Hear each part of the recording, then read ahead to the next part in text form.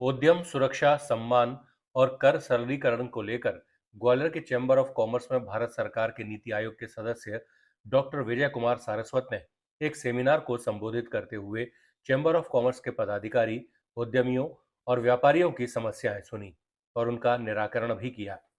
उन्होंने व्यापारियों से चर्चा करते हुए संदेश दिया कि वे अपना ट्रेडिशनल बिजनेस ट्रांसफॉर्म करें। साथ ही कहा कि वो बिजनेस को अगर डिजिटलाइज नहीं करेंगे तो पीछे रह जाएंगे। ये व्यापारियों ने अपनी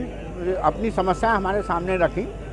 कुछ समस्याएं बहुत जेन्युइन हैं, पर हमने एक संदेश जो उनको दिया है कि जो ट्रेडिशनल बिजनेस हमारे व्यापारी लोग कर रहे हैं, उस बिजनेस को ट्रांसफॉर्म करना होगा, क्योंकि विकसित भारत में डिजिटलाइजेशन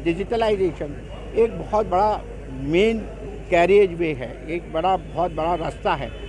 तो अगर हम अपनी बिजनेस को डिजिटाइज नहीं करेंगे तो हम पीछे रह जाएंगे, और डिजिटाइज नहीं करेंगे तो आपके जो बच्चे हैं, आपके जनरेशन हैं, वो उसमें फिर भाग नहीं लेंगे। तो हम चाहते हैं कि ट्रांसफॉर्मेशन हो हमारे व्यापार का, मॉडर्न तरीके से व्यापार करें, सप्लाई चेन को देखें, मार्केट को देखें, टैक्सेशन के बारे में अपनी जानकारी करें और ट्रांसपेरेंट वे में अपना बिजनेस करें, जिससे देश का विकास हो और हमारी जो व्यापार हो उसका भी विकास हो। वहीं चैम्बर ऑफ कॉमर्स के अध्यक्ष प्रवीण अग्रवाल ने कहा कि व्यापारियों को काफी अच्छा मार्गदर्शन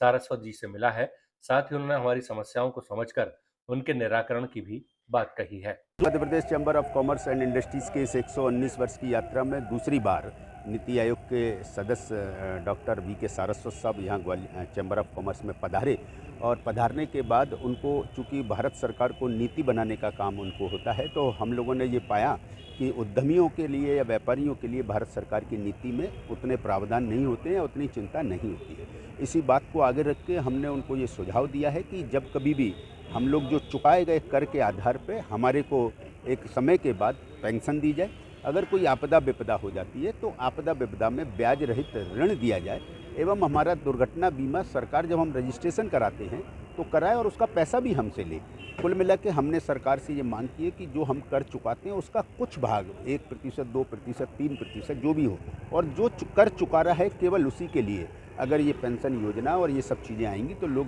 उद्योग की ओर आकर्षित भी होंगे और कर चुकाने की प्रवृत्ति भी बढ़ेगी।